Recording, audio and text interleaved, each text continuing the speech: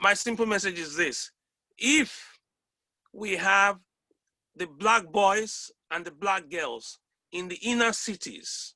The black people, because Yeah. they're also non-binary. Yeah, in the black people in the inner city get one thing right, their education from a very young age. The whole idea of employment opportunities, entrepreneurial opportunities will level up. It's for a reason why it was illegal. I would have been thrown in jail if I did this in Mississippi in 1896. It's illegal for you to educate a freed slave in the US. Yes, They true. find me 1 year's salary and then put me in jail. No option. So something must be empowering about education. That's why they said, don't teach any young colored person that's been freed how to read and write.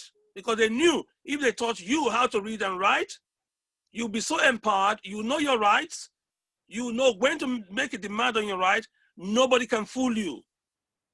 I think you're making two really valid points here, Professor. The first one is the importance of learning from history and not repeating the mistake. And the second one is the importance of education. So thank you very much for accepting to be one of our panelists at the conference today.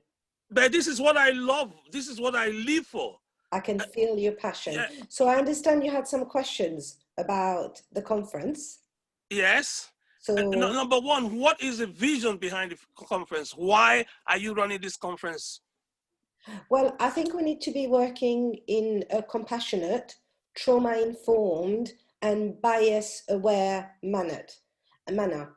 And only when these three elements are embedded at all levels of society, education, organization, so trauma-informed, bias-aware and compassionate. Very simple. And Educate at Racism is one of the few virtual events at the moment working towards creating a more cohesive and harmonious society. As we are well aware, the impact of COVID-19 pandemic has been felt more acutely on socially excluded communities. So we're organizing this conference to offer thought-provoking discussion, presentation, panels, performances that are heart-moving. I mean, we've got the amazing poet, Andrina Liane, who's gonna share a poem on Black Lives Matters. And every time I hear her, I am moved to tears because she's a Black lesbian, survival of sexual abuse from her childhood, and she's overcome all of these terrible, terrible circumstances and is now helping and empowering and inspiring people. So it's a very diverse range of people, but I was very eager to just have Black and brown people to share their knowledge and expertise. Wow, thank you very much. And why are you doing it now? What is the urgency of now? I think the urgency has never not been there. And obviously the COVID-19 pandemic is really being felt more acutely on the BAME community, on the LGBT communities, on the people who are shielding and are differently abled. So it is very important that we look at intersectionality and then we support communities which have been traditionally excluded from society for a range of reasons. Okay, thank you. And who are you having on your panel? Who are the key players, and why have you chosen them? We have a fantastic panel. I am absolutely delighted. So it's basically three elements. The beginning of the conference is a presentation and panel discussion looking at some academic research from Professor Jaspal around the psychology of racism, where it comes from and how it impacts people. But I think Professor Jaspal will also talk about the psychology behind other form of discrimination, such as anti-Semitism, Islamophobia, homophobia, because that's where his area of expertise is. He's a director of psychology at De Montfort University. Bonnie Greer, obviously, is an absolutely fantastic commentator and always makes super salient points.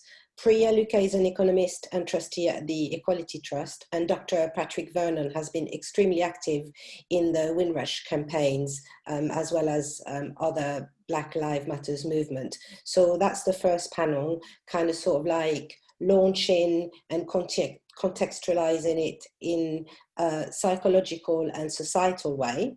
Then we have a performance from Andrina, who I've just mentioned, and then we're looking at education. So Elizabeth Andrews is more further education, community learning. She has extensive experience of working with refugees, working in prison, with Black and ethnic minority. Shakira Martin was the NUS president. She's a single Black mother with 2 children, and she's been a working class, very, very active within the unions. And obviously yourself, Professor, and I'll let you introduce yourself and your area of expertise. And then after we look at education, we're looking at youth violence, and Real Rebels Radio and their director, Alicia Graham, has been working through her radio station to give a voice to young people who have survived violence and get them to come up with a solution. Because at the moment, it's very much top down. So you've got cisgender white people in government who are telling us how we should live our lives. And I think the best way to do it is to have a forum where everybody's consulted, especially young people who have an in-depth understanding of the issues that affect themselves. Alicia has also been helping throughout the pandemic disabled Black children who have been at home, and she's been running workshops through her radio station so that they don't feel so isolated, so that they can still express themselves. And she's really, really, for me, the epitome of what a radio station, which is based in the community, for the community, and giving a voice to the people who need to be heard. And then we'll finish off with Sarah Garrett MBE, who has developed an anti-racist toolkit. She'll be presenting her toolkit, and there's like a video on how to be a better ally, and some very practical information for organizations to be able to use straight away. And this is just the tip of the iceberg. I'm hoping that by the end of the conference, people will make a pledge. What are you concretely going to do to ensure that where you are is more diverse, more inclusive, more compassionate, so that we live in a better society? Look at what's happening in America. Look at what's happening in other countries. The way I feel like we've gone backwards almost, you know, in terms of history. So this is the conference in a nutshell. Wow, thank you. This is a very loaded program. Wow, wow, wow, wow. Yeah, so, you were quite ambitious, I think, for yeah, yeah. So what do you think will be the key takeaway from people that are right now in the corporate world, and then those people, you can break it down for people also in training or education? I think this event is for everyone. And I think everyone has potentially the ability to make meaningful changes within their environment. And I think everyone is important. So obviously we'd like to target people in a position of power to enable meaningful change. But as you know, big rivers start with droplets. So I'm hoping that people will have gained an insight, would have been moved. It's not a normal conference. It's not death by PowerPoints. It's interactive. People are having discussion. We have a performance and spoken words. So it's not like the normal, or the, I don't like the name. It's traditional conference. Yeah, it's not a traditional conference. Wow. So and then I'm just coming up to the last point. I understand that the meeting, for those that are not able to make it, will they have any opportunity of, I know it's very busy, can be very busy on Friday, and knowing that Friday is 9/11 and quite a few people may be, American colleagues and cousins may be tied up with other things. is there any way anyone that is unable to attend this particular meeting be able to get at least the gist of what really happened from it? Yes, so we are going to write an impact summary and follow it up, but also the event is recorded, so the videos will be uploaded on various platforms, and we'll keep on sharing, and hopefully, depending on how it's gone and based on the feedback from the delegates and the panelists, we'll be looking at replicating that event and doing a follow-up to continue. And I've just been contacted by a couple of organizations who want to team up. So in the same way that as the Stonewall Lesbian Role Model of the Year for 2020, I received an award for bringing together 30 local authorities in London. And congratulations. Thank you. And their LGBT staff network. I'd like to replicate that model and bring, so we're looking at diversity through the lens of race. But I don't think that you can exclude the other protected characteristics, because we will have multiple identities. You know, I'm a female, I'm Black, I'm lesbian, I was born in Europe. Do you know what I mean? So, yeah. so there's, it's very complex. So what I was trying to say is that, your question again, Professor? Sorry, I've lost my train of thought. No, that's fine. Because what I was trying to establish, you've already answered the question, really. I was now going to ask you, how do they get access to this program if they are unable to make it? But you've already made the point that it's going to be recorded, and anyone that wants a copy of the recording or wants to, is interested in what is being discussed there, I wonder who wouldn't be interested, because we live in such a community that is I mean, it's so multicultural, multi-talented, multifaceted. So I think whether you're an employee or you're an employer or you're an individual or an institution, you will need this to be able to bring your team together and play and win better. I was just going to find out what organizations, I understand you're working with some organizations right now on this program. What organizations are your collaborators and which ones are your benefactors? So the Paulette Wilson Memorial Fund will receive £200 donation to support the Windwedge campaigners, and wow, the proceeds fantastic. the proceeds of the rest of the conference is going to help 3 charities. So we've got the Ruth Hayman Trust, which is the only charity in the UK that is completely and utterly volunteer-based. No one gets paid in this charity, who gives small grants up to £500 to refugees and people seeking asylum to enable them to get educated. And fantastic. the Ruth Hayman Trust and I have got a very long history of working together, where I've organised loads of events to raise money for them, because no one gets paid. And it's run by retired ESOL teachers, and some of them I've worked with in colleges over the years. So, and I know that every single penny that you get goes directly to the people. No one gets paid. And I think it's excellent. very, very important. The other 2 charities is UK Lesbian and Gay Immigration Group, which gives free legal advice to people seeking asylum, and being gay and lesbian, trans or bisexual is illegal in 80 countries around the world, death penalty in 12. So people seeking asylum who are from an LGBT plus background face this additional hurdles.